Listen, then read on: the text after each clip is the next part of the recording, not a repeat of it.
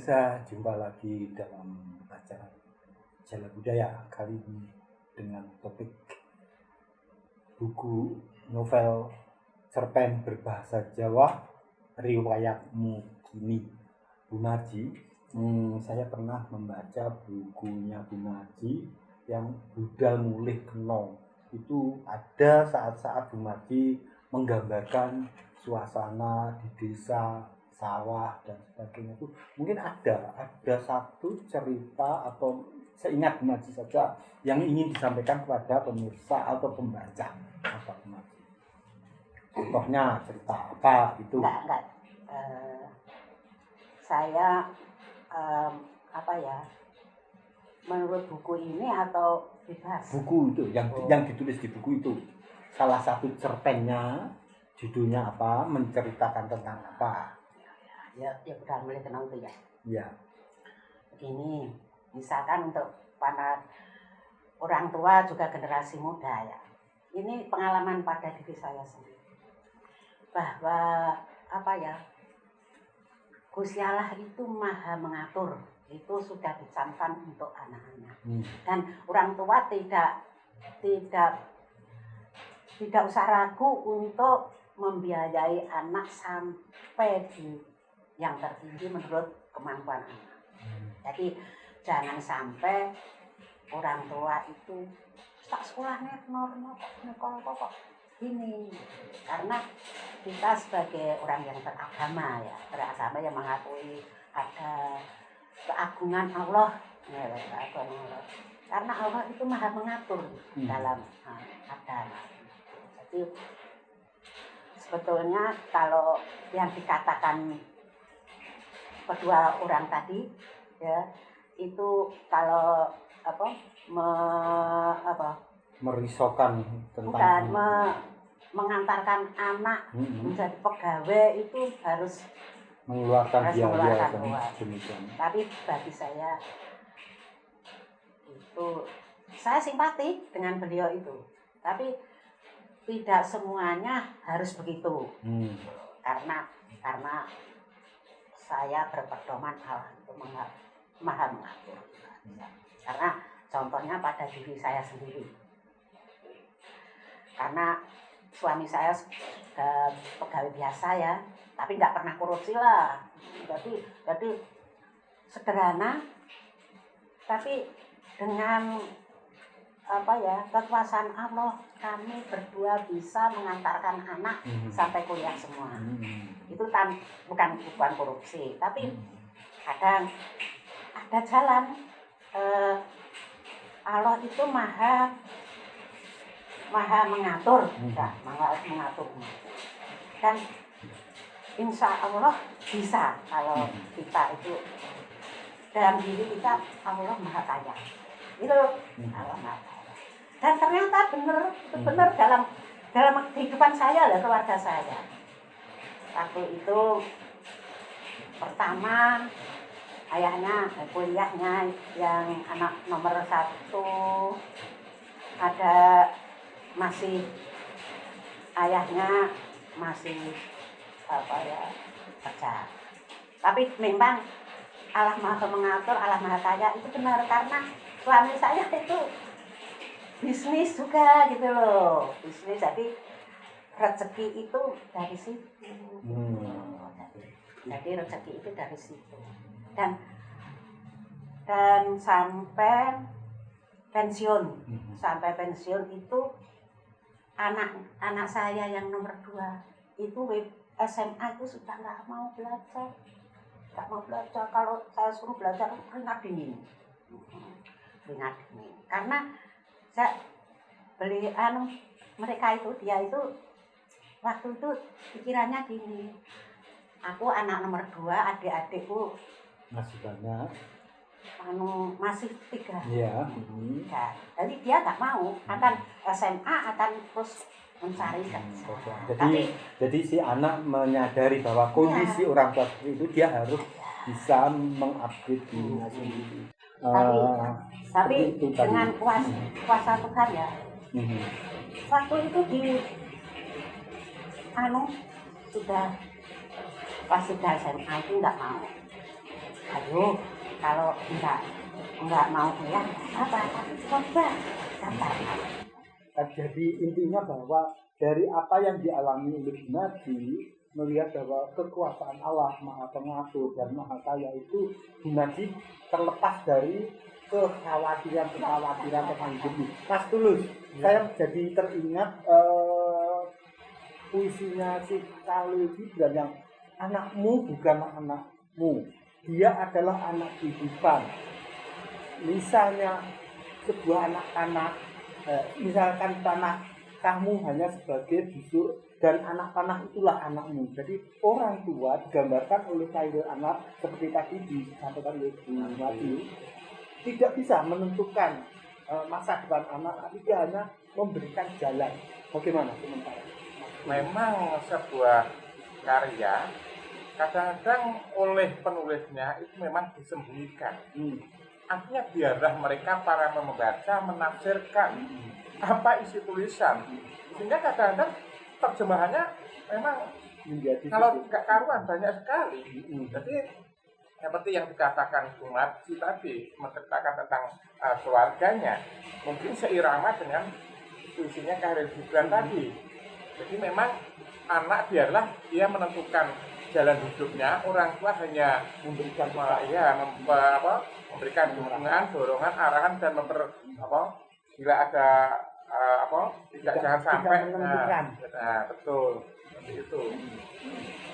Inilah kadang-kadang kekuatan daripada sebuah sastra ini memberikan arti kepada para khalayak luas, pada masyarakat, bagi masyarakat yang mau betul-betul mempelajarinya, sehingga pembaca itu merupakan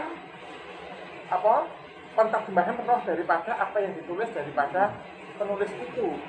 Inilah kadang-kadang Khairul Gibran tadi kan mungkin kebanyakan tentang religius, visi-visi karyanya. Kalau Bu Narji mungkin tentang realitas, kan ada yang universal, ada yang macam-macam lah alirannya. Nah, ada yang macam-macam. Jadi penulis mau membuat yang konteks mana, itu juga pilihan daripada penulis. Jadi penulis tidak bisa ditentukan, wah harus nulis ini, tidak bisa. Biarlah para penulis itu sesuai dengan karakterisasinya penulis. Ini penting. Penulis harus punya karakterisasi.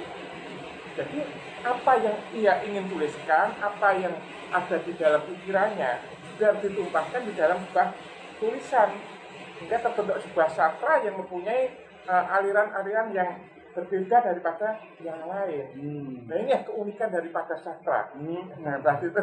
Dan saya melihat di bukunya Mas Tulus, betul. Aku wong kafir. Iya. Sementara di zaman sekarang orang kafir, orang beragama jadi kafir-kafirkan. Betul. Kenapa Anda berani menulis seperti itu? Penulis harus berani. Iya. Resikonya itu penulis harus berani asal pada jalur yang benar. Jadi judul itu harus menarik, membuat penasaran sebelum orang membaca, judul dibaca dulu. Nah, nanti isinya mungkin walaupun tidak meleset daripada judul, tapi tergantung daripada cara menulisnya, menyikapinya. Bagaimana nulis? Nanti kalau Anda baca tentang Aku Wong Kafir, itu novel Jawa, dan itu sudah dibuat untuk penelitian skripsi mahasiswa. Dan itu memang menggambarkan sebuah tadi sudah saya singgung di depan juga, bahwa perlakuan terhadap minoritas itu kadang-kadang tidak seimbang. Nah, inilah tentunya sebenarnya pemerintah sudah mempunyai aturan-aturan yang baku, cuma pelaksanaannya kadang-kadang terutama tanggapan masyarakat terhadap yang minoritas, sehingga minoritas itu merasakan berkecil hati. Padahal kalau kita kembali kepada zaman dahulu, mungkin sangat berbeda.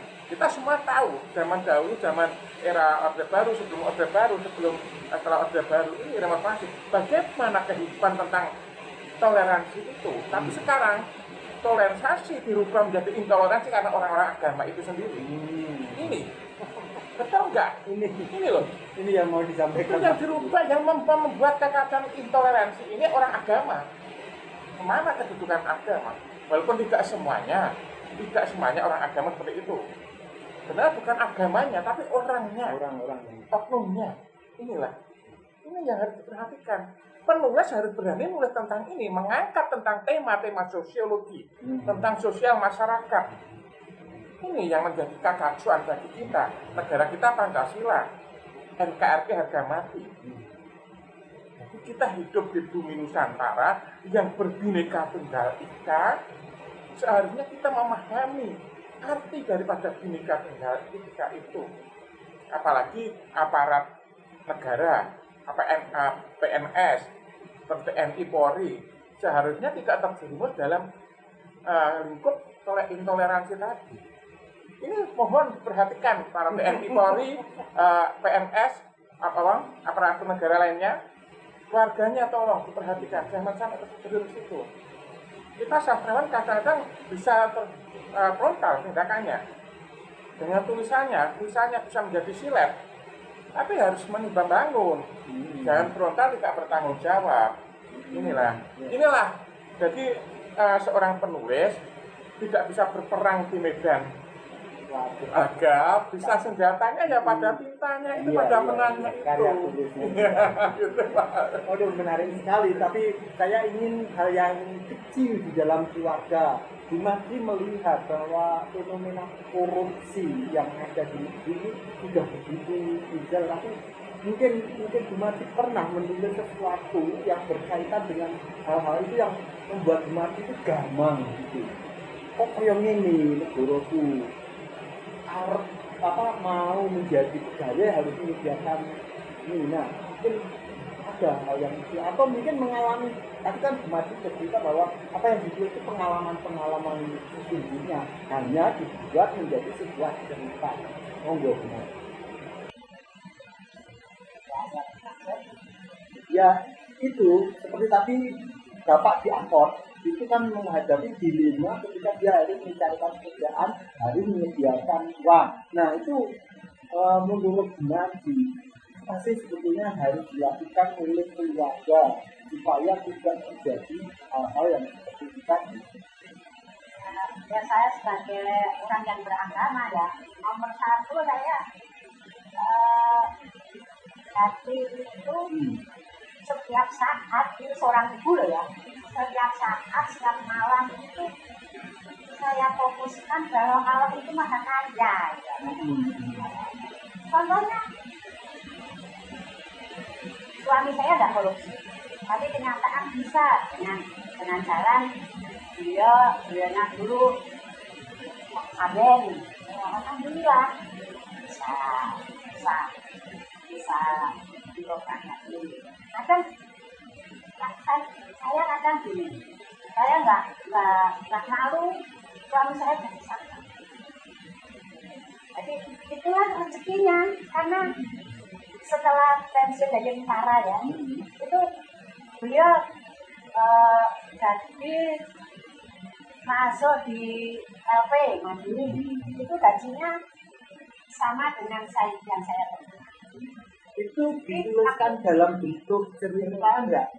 Belum, tapi sudah ada kemauan untuk menuliskan itu, atau sudah menjadi draft. Iya, tapi dengan ini itu Allah mengatur rezeki ya. Itu waktu anak saya yang umur 3 kuliah di anak saya yang Mbak Nur itu kuliah di UGIP, itu hasilnya itu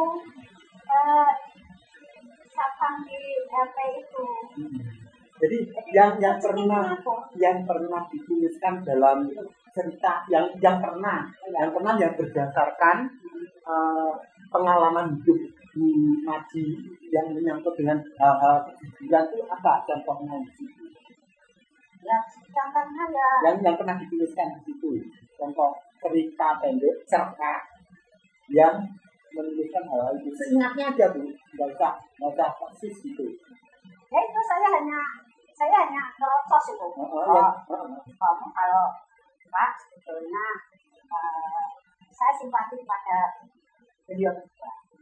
Nah itu kenyataan. Oh iya. Kenyataan. Ya. Yang dituliskan dalam kenyataan cerpen. Tapi itu. Tapi kenyataan tapi lain sesuai dengan pribadi saya gitu karena makanya ini kalau ini bisa saya juga ya. Iya. Kalau misalkan apa bapak berdua ini minta sama Allah bagaimana anak saya bisa naik bisa dapat pegawai. Tapi karena mereka karena Allah cuma mengatur ya mengatur ya nggak dikabulkan. Itu mungkin dari saya ada sedikit positif. Kalau misalkan orang itu dikabulkan sama Allah, putranya ditempatkan di tempat yang basah. Iya lah. Karena menjadi korupsi. Iya. Oke, nanti kita akan lanjut lebih dalam lagi ya Mas Tulus. Tetap di dalam dia pemirsa, jangan pindah channel yang akan hadir sebentar lagi.